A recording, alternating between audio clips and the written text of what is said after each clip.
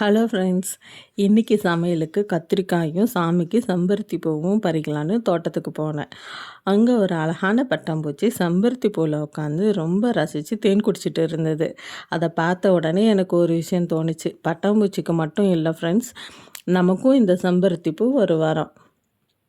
காலையில் வெறும் வயிற்றில் இந்த செம்பருத்தி பூவோட இதழை மென்று சாப்பிட்டு வந்தால் நீண்ட நாளாக இருக்கிற வயிற்றுப்புண் வாய்ப்புண்ணெல்லாம் சட்டுன்னு குணமாயிரும்.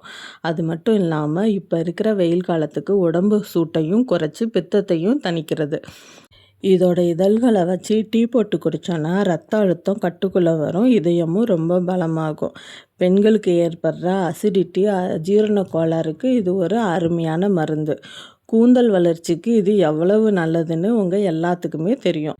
இப்படி அழகுக்கும் ஆச்சு, ஆரோக்கியத்துக்கும் ஆச்சு. நம்ம வீட்டு வாசல்லையே இருக்கிற இந்த இயற்கையோட அருமையை புரிஞ்சுக்கிட்டு நீங்களும் செம்பருத்தியும் உங்கள் டயட்டில் சேர்த்துக்கோங்க. ஆரோக்கியமாக இருங்க.